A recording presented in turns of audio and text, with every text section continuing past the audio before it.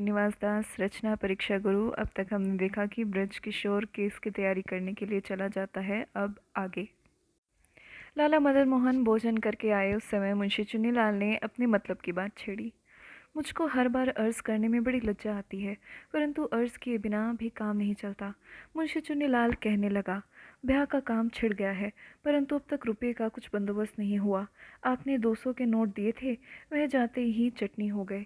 इस समय 1000 रुपये का भी बंदोबस्त हो जाए तो खैर कुछ दिन काम चल सकता, नहीं तो काम नहीं चलता। तुम जानते हो कि मेरे पास इस समय नगद कुछ नहीं, और गहना भी बहुत से कामों में आ चुका। लाला मदन मोहन बोले, हाँ, मुझको अपने मित्रों की तरफ से सहायता मिलने का पूरा भरोसा है, और जो उनकी तरफ से कुछ भी सहायता मिला तो मैं प्रथम तुम्हारी लड़की की ब्याह का बंदोबस्त कर दूंगा, और जो मित्रों से सहायता न मिली तो मेरा क्या हाल होगा। मुझसे चुन्नीलाल ने कहा, ब्याह का काम किसी तरह नहीं रुक सकता, और बड़े आदमियों की नौकरी इसी वास्ते तन तोड़कर की जाती है कि ब्याह शादी की सहायता मिले, बराबर वालों में प्रतिष्ठा हो। परंतु मेरे मंद भाग्य से यह इस समय ऐसा मौका नहीं रहा, इसलिए मैं आपको अधिक परिश्रम नहीं दिया चाहता। अब मेरी इतनी अर्ज है कि आप मुझको कुछ दिन की रुखसत दे दें, जिससे मैं इधर उधर जाकर अपना कुछ सूझता करूं। तुमको इस समय रुखसत का सवाल नहीं करना चाहिए, मैं सब कामों का आधार तुम पर है। फिर तुम इस समय धोखा देकर चले जाओगे तो काम कैसे चलेगा। मदन मोहन ने कहा, वाह महाराज वाह, आपने हमारी अच्छी कदर की। मुंशी चुन्नीलाल ने तेज होकर कहने लगा, धोखा आप देते हैं या हम देते हैं। हम लोग दिन रात आपकी सेवा में रहें तो ब्याह शादी का खर्च लेने कहाँ जाएं। आपने अपने मुख से इस ब्याह में भली भांति सहायता करने के लिए कितनी ही बार आज्ञा की थी, परंतु आज वह सब आस टूट गई तो भी हमने आपको कुछ ओलंभा नहीं दिया, आप पर कुछ बोझ नहीं डाला। केवल अपने कार्य निर्वाह के लिए कुछ दिन की रुखसत चाहिए तो आपके निकट बड़ा अधर्म हुआ। खैर, जब आपके निकट हम धोखेबाज ही ठहरे तो आप हमारे यहाँ रहने से क्या फ़ायदा। यह आप अपनी तालियां ले और अपना असबाब संभाल लें, पीछे घटे बढ़ेगा तो मेरा जिम्मा नहीं है, मैं जाता हूँ। यह कहकर तालियों का झुमका लाला मदन मोहन के आगे फेंक दिया, और मदन मोहन के ठंडा करते करते क्रोध की सूरत बनाकर तत्काल वहां से चल खड़ा हुआ। सच है, नीच मनुष्य के जन्म भर पालन पोषण करने पर भी एक बार थोड़ी कमी रह जाने से जन्म भर का किया कराया मिट्टी में मिल जाता है। लोग कहते हैं कि अपने प्रयोजन में किसी तरह का अंतर आ जाने से क्रोध उत्पन्न होता है। अपने काम में सहायता करने से बिराने अपने हो जाते हैं, और अपने काम में विघ्न करने से अपने बिराने समझे जाते। परंतु नहीं, क्रोध निर्बल पर विशेष आता है, और नाउमीदी की हालत में उसकी कुछ हद नहीं रहती। मुंशी चुन्नीलाल पर लाला मदन मोहन कितनी ही बार इससे बढ़ बढ़कर क्रोधित हुए थे, परंतु चुन्नीलाल को आज तक कभी गुस्सा नहीं आया, और आज लाला मदन मोहन उसको ठंडा करते रहे तो भी वह क्रोध करके चल दिया। वृंद ने सच कहा, बिन स्वार्थ कैसे सहे कोऊ करुए बैन, लात खाए पुचकार ये होए दुधारू देन। मुंशी चुन्नीलाल के जाने से लाला मदन मोहन का जी टूट गया, परंतु आज उनको धैर्य देने के लिए भी कोई उनके पास न था।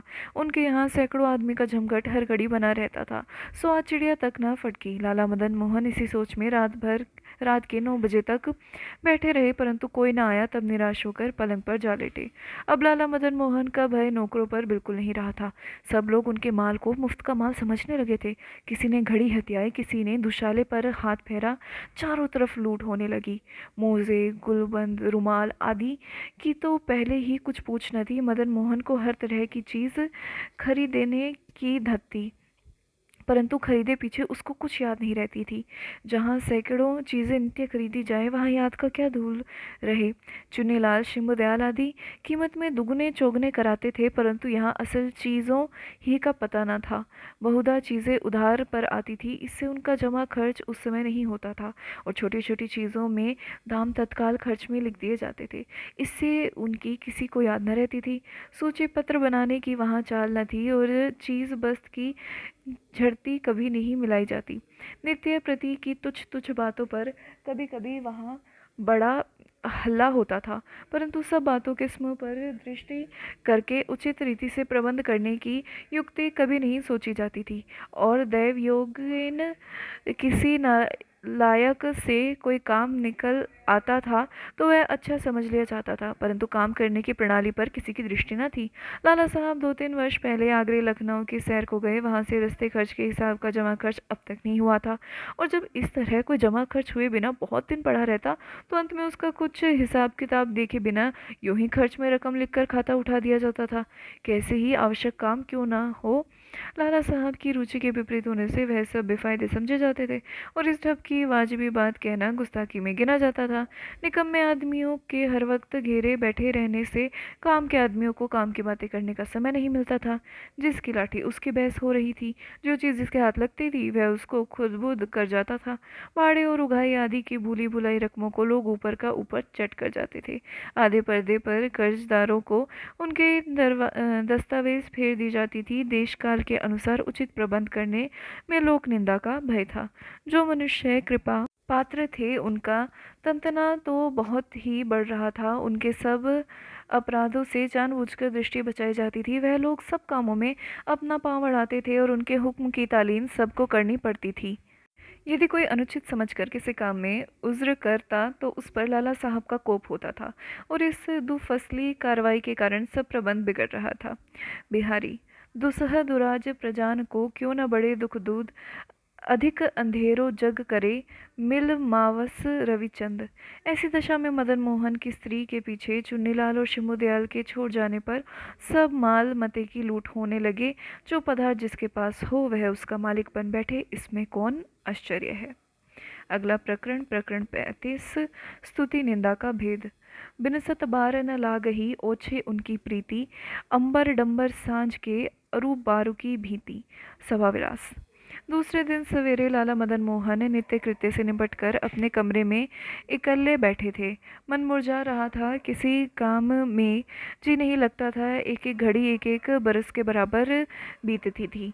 इसमें इतने में अचानक घड़ी देखने के लिए मेज़ पर दृष्टि गई तो घड़ी का पता ना पाया। है यह क्या हुआ? रात को सोती बार जेब से निकालकर घड़ी रखी थी, फिर इतनी देर में कहाँ चली गई? नौकरों से बुलाकर पूछा तो उन्होंने साफ जवाब दे दिया, हम क्या जाने आपने कहाँ रखी थी। जो मौकूफ करना हो तो यूं ही कर दे, वृथा चोरी क्यों लगाते हैं। लाचार मदन मोहन को चुप होना पड़ा, क्योंकि आप तो किसी जगह आने जाने लायक ही न थे। सहायता को कोई आदमी पास न रहा। लाला जवाहर लाल की तलाश कराई तो वह भी घर से अभी नहीं आए थे। लाला मदन मोहन को अपाहजों की तरह अपनी पराधीन दशा देखकर अत्यंत दुख हुआ, परंतु क्या कर सकते हैं। उनके भाग्य से उनका दुख बटाने के लिए इस समय बाबू बैजनाथ आ पहुंचे। उनको देखकर लाला मदन मोहन के शरीर में प्राण आ गए। लाला मदन मोहन ने आंखों से आंसू बहाकर से अपना सब दुख कहा, और अंत में अपनी घड़ी जाने का हाल कहकर इस काम में सहायता चाही। आपका हाल सुनकर मुझको भी बहुत खेद होता। मुझको चुन्नीलाल आदि की तरफ से सर्वथा ऐसा भरोसा न था। इसी तरह आप अपने काम काज से इतने बेखबर होंगे यह भी उम्मीद न थी। बैजनाथ ने काम बिगड़ने पीछे अपनी आदित मुजीब सब की भूल निकाल कर कहा, मैंने तो अखबारों में आपके नाम की धूम मचा दी थी, परंतु आप अपने काम ही की संभाल न रखें तो मैं क्या करूं। महाजनी काम मुझको नहीं आता और इतना अवकाश भी नहीं मिलता। मैं घड़ी का पता लगाने के लिए उपाय करता, परंतु आजकल रेल पर काम बहुत है, इससे मैं लाचार हूँ। मेरे निकट इस समय आपके लिए यही मुनासिब है कि आप इंस्टॉलमेंट होने की दरखास्त दे दें। अच्छा बाबू साहब, आपसे और कुछ नहीं हो सकता तो आप केवल इतनी ही कृपा करें कि मेरी घड़ी जाने की रपट कोतवाली में लिखाते जाएं। मदन मोहन ने गिड़गिड़ा कर कहा, मैं तो रेलवे कंपनी का नौकर हूँ, इस वास्ते कोतवाली में रिपोर्ट नहीं लिखा सकता है, बल्कि प्रकट होकर किसी काम में आपको कुछ सहायता नहीं दे सकता। मुझसे निज में आपकी कुछ सहायता हो सकेगी तो मैं बाहर नहीं हूँ, परंतु आप मुझसे किसी जाहिर काम के वास्ते कहकर मुझे अधिक लज्जित ना करें। और अंत में मैं आपको इतनी सलाह देता हूँ कि आप लाला ब्रजकिशोर पर विश्वास रखकर उसके बस में ना हो जाएं, बल्कि उसको अपने बस में रखकर अपना काम आप करते रहें। सच है, यह समय किसी पर विश्वास रखने का नहीं है। जो लोग अपने मतलब की बार सच्चे मित्र बनकर मेरे पसीने की जगह खून डालने को तैयार रहते थे, मतलब निकल जाने से आज उनकी छाया भी नहीं दिखाई देती। सत्सम्मति देना तो अलग रहा, मेरे पास खड़े रहने तक के साथी नहीं होते। जो लोग किसी समय मेरी मुलाकात के लिए तरसते थे, वह अब 3-3 बार बुलाने से नहीं आते। मेरे पास आने जाने से जिन लोगों की इज्जत बढ़ती थी, वह आज मुझसे किसी तरह संबंध रखने में लज जाते हैं। लाला मदन मोहन ने भरमा भरमी इतनी बात कहकर अपनी छाती का बोझ हल्का किया। यह तो सच है, जिसका प्रयोजन होता है उसे उचित अनुचित बातों का कुछ विचार नहीं रहता। बाबू बैजनाथ ने जैसे का तैसा जवाब दिया और थोड़ी देर इधर उधर की बातें करने करके रुखसत हुआ। लाला मदन मोहन बड़े चकित थे कि हे परमेश्वर, यह क्या भेद है कि मेरी दशा बदलते ही सब संसार के विचार कैसे बदल गए, और जिनसे मेरा किसी तरह का संबंध न था वह भी मुझको अकारण क्यों तुच्छ समझने लगे। मेरे नम्र होने पर भी बेप्रयोजन मुझसे क्यों लड़ाई झगड़ा करने लगे। जिन लोगों को मेरी योग्यता और सावधानी के सिवाय अब तक कुछ नहीं दिखाई देता था, उनको अब क्यों मेरी दोष दृष्टि आने लगे। लाला मदन मोहन इन बातों का विचार कर रहे थे। इतने में लाला ब्रजकिशोर वहां जा पहुंचे और मदन मोहन ने अपने मन का सब संदेह उन्हें कह सुनाया। एक तो जो लोग प्रथम स्वार्थवश प्रीति करते हैं, उनकी कलही ऐसे अवसर पर खुल जाती है। दूसरे, साधारण लोगों की स्तुति निंदा कुछ भरोसे लायक नहीं होती। वे किसी बात का तत्व नहीं जानते, प्रकट में जैसी दशा देखते हैं वैसा ही कहने लगते हैं, बल्कि उसी के अनुसार बर्ताव करते हैं। इससे साधारण लोगों की प्रतिष्ठा योग्यता के अनुसार नहीं होती, द्रव्य अथवा जाहिरदारी के अनुसार होती है। और द्रव्य अथवा जाहिरदारी के पर्दे तले घोर पापी अपने पापों को छिपाकर क्रम क्रम से प्रतिष्ठित लोगों में मिल सकता है, बल्कि प्रतिष्ठित लोगों में मिलना क्या। कोई पूरा चालाक मनुष्य हो तब तो वह द्रव्य के भ्रम और जाहिरदारी के बर्ताव से द्रव्य तक पैदा कर सकता है। ऐसा मनुष्य पहले अपने द्रव्य अथवा योग्यता का झूठा प्रपंच फैलाकर लोगों के मन में अपना विश्वास बैठाता है, और विश्वास हुए पीछे कमाई के अनेक राह सहज में उसके हाथ आ जाती। लोग उसको अपने आप धेरने लगते हैं। कभी कभी ऐसे मनुष्य अपनी धूर्तता से सच्चे योग्य अथवा धनवानों से बढ़कर काम बना लेते हैं। यद्यपि अंत में उनकी कलई बहुधा खुल जाती है, परंतु साधारण लोग केवल वर्तमान दशा पर दृष्टि रखते हैं। जिस समय जिसकी उन्नति देखते हैं, उन्नति का मूल कारण निश्चित किए बिना उसकी बड़ाई करने लगते हैं। उसके सब काम बुद्धिमानी के समझते हैं। इसी तरह जब किसी की प्रकट में अवनति दिखाई देती है तो वह उसकी मूर्खता समझते हैं और उसके गुणों में भी दोषारोप करने लगते हैं। उस समय उनको उसकी भूल ही भूल दृष्टि आती है।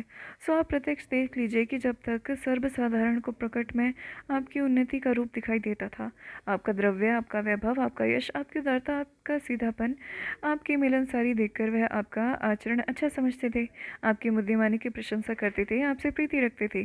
जब आपको यह झटका लगा, प्रकट में आपकी अवनति का सामान दिखाई देने लगा, झट उनकी राय बदल गई। आपके बड़प्पन के बदले उनके मन में आपके धिक्कार उत्पन्न हुआ। आपकी अति व्ययशीलता, अदूरदृष्टि, अप्रबंध और आत्मसुख परायणता आदि दोष उनको दिखाई देने लगे। आपके बने रहने पर उन लोगों को आपसे जो जो आशाएं थीं और उन आशाओं के कारण आपसे स्वार्थपरता की जितनी प्रीति थी, वह उन आशाओं के नष्ट होते ही सहसा छाया के समान उनके हृदय से जाती रही, बल्कि आशा भंग होने का एक प्रकार खेद हुआ। फिर जब साधारण लोगों का यह अभिप्राय हो, मुंशी चुन्नीलाल, शंभुदयाल आदि आपको यूं अकेला छोड़कर चले जाएं, तब आपके छोटे नौकर निडर होकर आपके माल की लूट मचाने लगे। जो चीज़ जिसके पास हो वह उसका मालिक बन बैठे, इसमें कौन आश्चर्य। अच्छा, अब आगे के लिए आप कहें जैसे करूं, इसका कुछ प्रबंध तो अवश्य होना चाहिए, लाला मदन मोहन ने गिड़गिड़ा कर कहा। इस पर लाला ब्रजकिशोर घर के सब नौकरों को धमका कर बड़े क्रोध से कहने लगे, आज सवेरे से इस कमरे के भीतर कौन कौन आया था, उन सब के नाम लिखवाओ। मैं अभी कोतवाली को रुक्का लिखता हूँ, वह सब हवालात में भेज दिए जाएंगे और उनके मकानों की उनके संबंधियों समेत तलाशी ली जाएगी। जिनके घर से कोई चीज़ चोरी की निकलेगी या जिन पर और किसी तरह चोरी का अपराध साबित होगा, उनको ताज़ीरात हिंद के दफ़े 407 के अनुसार 7 बरस तक की कैद और जुर्माने का दंड भी हो सकेगा। अजी महाराज, एक मनुष्य के अपराध से सबको दंड हो, यह तो बड़ा अनर्थ है। बहुत से नौकर गिड़गिड़ाकर कहने लगे, हम लोग अब तक लाला साहब के यहाँ बेटा बेटी की तरह पले हैं, इससे अब ऐसी ही मर्जी हो तो हमको मौकूफ़ कर दीजिए, परंतु बदनामी का टीका लगाकर और जगह के कमाने खाने का रास्ता तो बंद न कीजिए। हाँ हाँ, यह तो सफाई से निकल जाने का अच्छा ढंग है, परंतु इस तरह तुम्हारा पीछा ना छूटेगा। जो तुम लाला साहब के यहाँ बेटा बेटी की तरह पले हो, तो तुमको इस समय यह बात कहनी चाहिए। तुम इस समय लाला साहब से अलग होने में अपना लाभ समझते हो, परंतु यह तुम्हारी भूल है, इसमें तुम उल्टे फंस जाओगे। लाला ब्रजकिशोर ने सिंह की तरह गर्ज किया। अच्छा, हमको सांझ तक की छुट्टी दीजिए, हमसे हो सकेगा जहाँ तक हम घड़ी का पता लगावेंगे, नौकरों ने जवाब दिया। तुम लोगों का यह बहाना करके अपने घरों से चोरी का माल दूर किया चाहते हो, तो परंतु मैं घड़ी का पता लगाए बिना तुमको कभी ढीला नहीं छोड़ूंगा। मैं भी कोतवाली को रुक्का लिखता हूँ। यह कहकर लाला ब्रजकिशोर सचमुच रुक्का लिखने लगे। जिन लोगों ने सवेरे मदन मोहन की बात पर कुछ ध्यान नहीं दिया था, वही इस समय ब्रजकिशोर की जरा सी धमकी से मदन मोहन के पांव पकड़कर रोने लगे। तुलसीदास जी ने सच कहा, शूद्र गम्हार ढोल पशु नारी सक नो भाई, इनको सांझ तक अवकाश दे दो। जो तुम अब करना चाहते हो सांझ को कर लेना। लाला मदन मोहन ने पिघल कर अथवा किसी गुप्त कारण से दब कर कहा, आपको किसी की रियायत हो तो आप निज में भले ही अपना उनको कुछ इनाम दे दे, परंतु प्रबंध के कामों में इस तरह अपराधियों पर दया करके अपने हाथ से प्रबंध न बिगाड़े। ये लोग आपका क्या कर सकते हैं? मनुस्मृति में कहा है, दंड विशेष संभ्रम भय वर्ण दोष है जाए, मचे उपद्रव देश में सब मर्यादा नसाए। सादी कहते हैं, पापिन भान ही दया है ऐसी, सज्जन संग क्रूरता जैसी। लाला ब्रजकिशोर ने कहा, खैर कुछ हो, आज का दिन तो इनको छोड़ दीजिए। लाला मदन मोहन ने दबाकर कहा, बहुत अच्छा, जैसी आपकी मर्जी। ब्रजकिशोर ने रुखाई से जवाब दिया। मुझको मित्रों की तरफ से सहायता मिलने का विश्वास है, परंतु दैव योग से न मिली तो क्या इंस्टॉलमेंट होने की दरख्वास्त देनी पड़ेगी? मदन मोहन ने पूछा। अभी तो कुछ ज़रूरत नहीं मालूम होती, परंतु ऐसा विचार किया भी जाए तो आपके लेन देन और माल असबाब का कागज़ कहाँ तैयार है। लाला ब्रजकिशोर ने जवाब दिया और कचहरी जाने के लिए मदन मोहन से रुखसत होकर रवाने हुए। प्रकरण 36। धोखे की टट्टी। विपत बराबर सुख नहीं, जो थोड़े दिन होए, इष्ट मित्र बंधु जिते, जान परे सब कोय। लोकोक्ति। लाला ब्रजकिशोर के गए पीछे मदन मोहन की फिर वही दशा हो गई। दिन पहाड़ सा मालूम होने लगा, खासकर डाक की बड़ी तिला मली लग रही थी। निदान राम राम करके डाक का समय हुआ, डाक आई।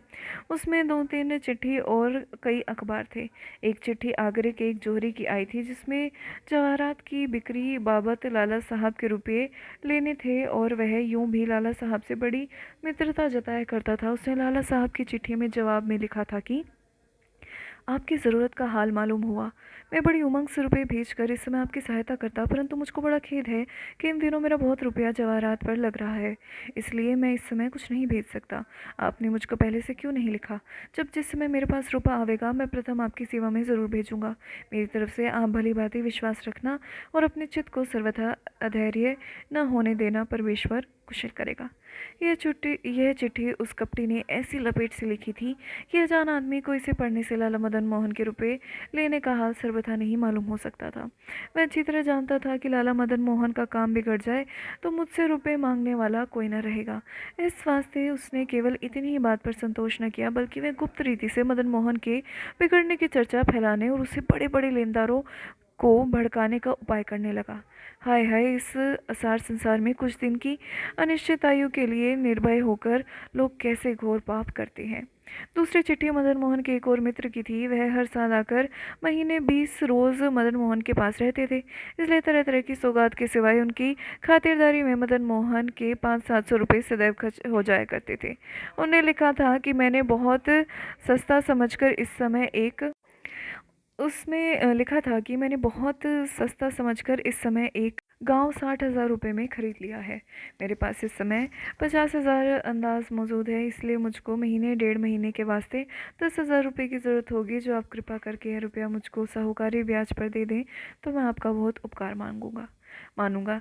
यह चिट्ठी लाला मदन मोहन की चिट्ठी पहुंचते ही उसने अगम तेजी करके लिख दी थी और मिति एक दिन पहले ही डाल दी थी कि जिससे भेद न खुलने पावे। मदन मोहन के तीसरे मित्र की चिट्ठी बहुत संक्षेप थी।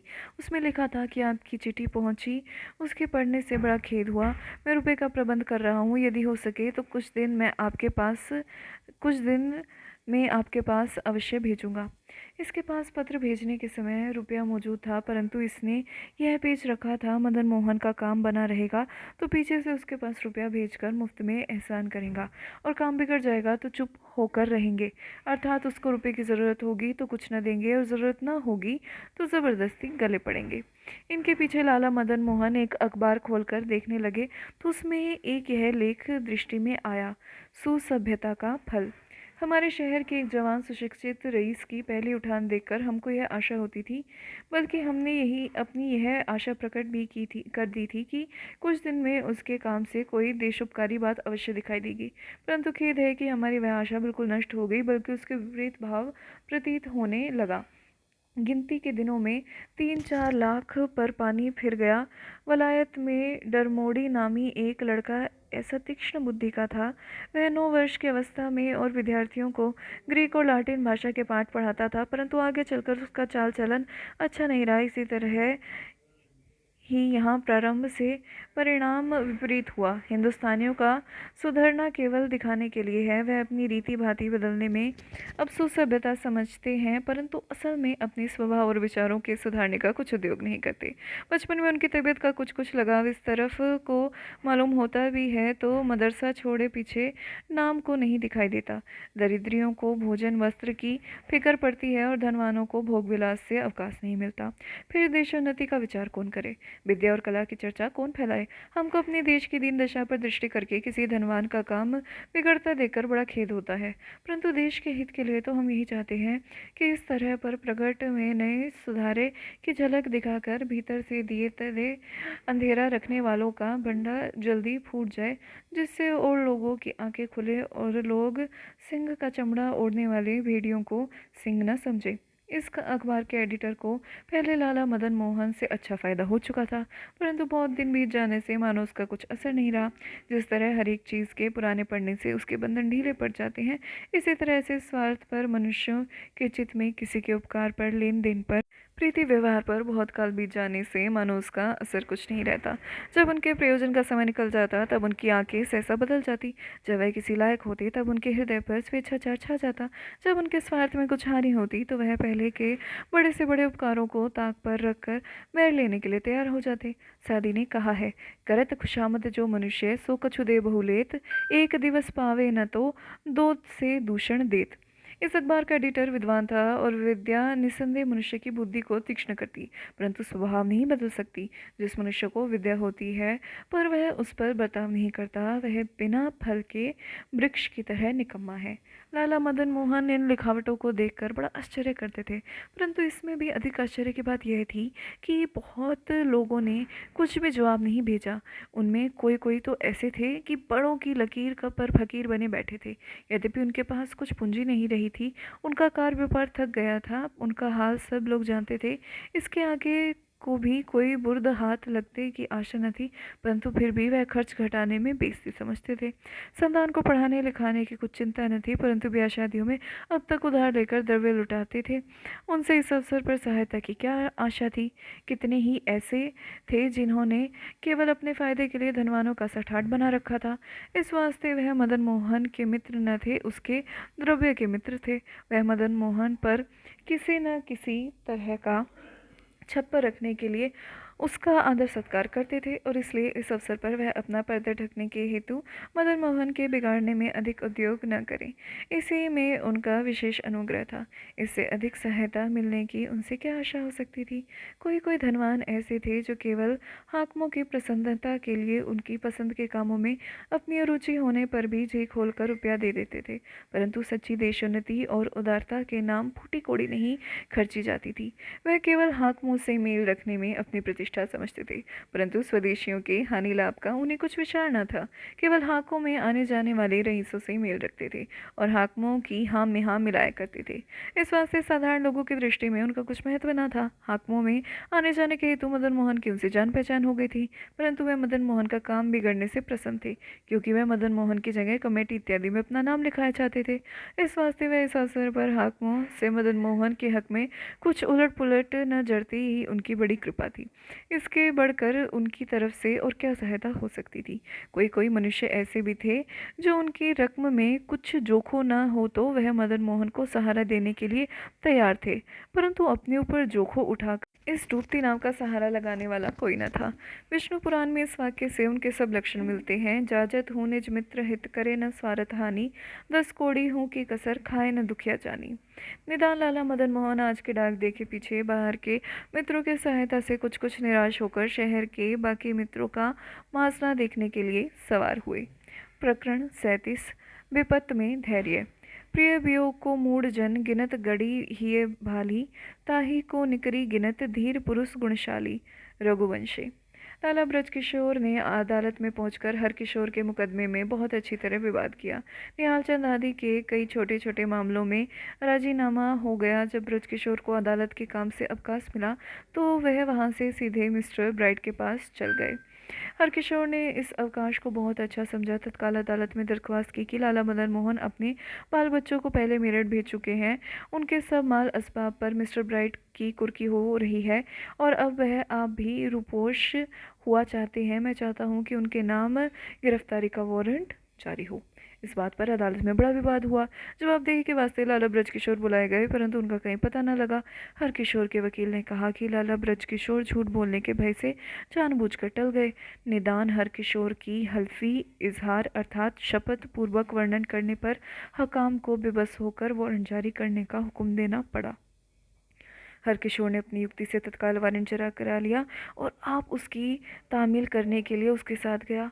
मदन मोहन से जिन लोगों का मेल था उनमें से कोई कोई मदन मोहन को खबर करने के लिए दौड़े, परंतु मंदभाग्य से मदन मोहन घर न मिले। हाँ, मदन मोहन की स्त्री अभी मेरठ से आई थी। वह यह खबर सुनकर घबरा गई। उसने चारों तरफ को आदमी को दौड़ा दिए।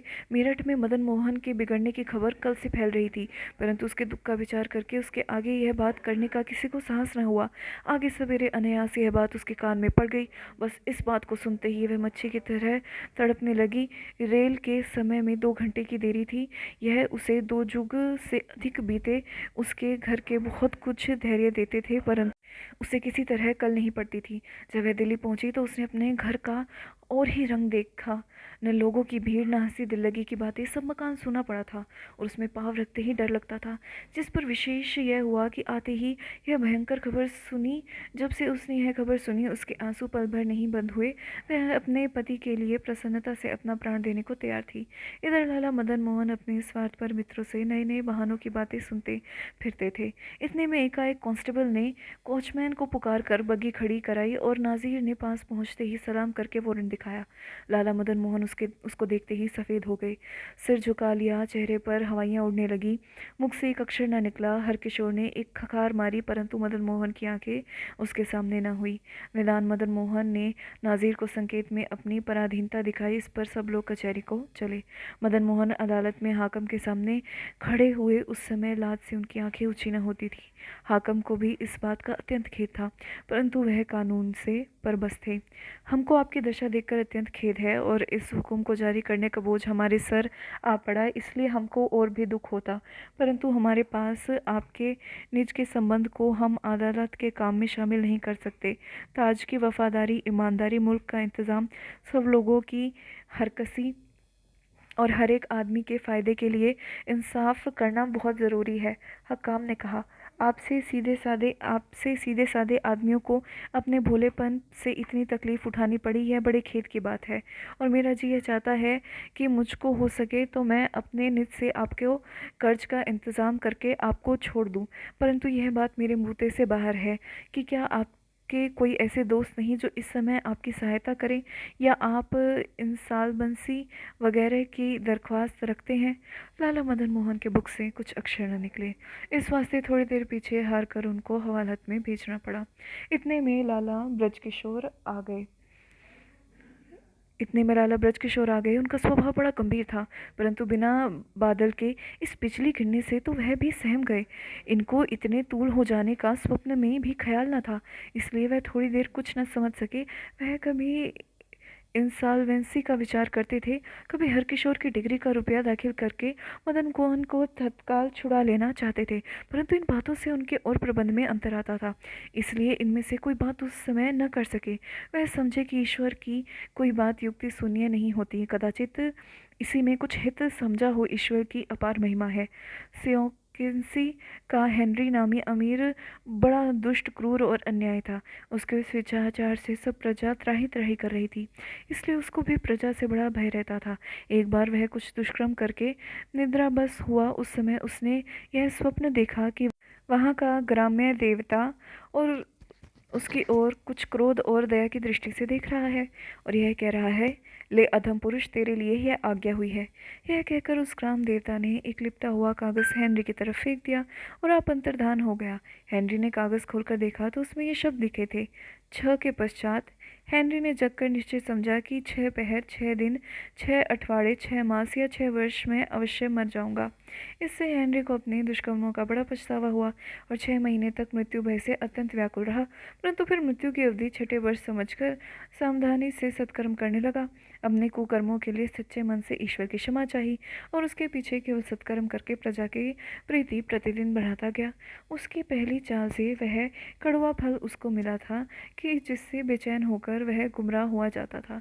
उसके बदले इस समय के आनंद की मिठास से उसका चित्त प्रफुल्लित रहने लगा और जैसे जैसे वह पहले की कड़वापन से इस समय के मिठास का मुकाबला करता गया, वैसे वैसे उसका आनंद विशेष बढ़ता गया। उसके चित्त में कोई बात छिपाने के लायक नहीं रही।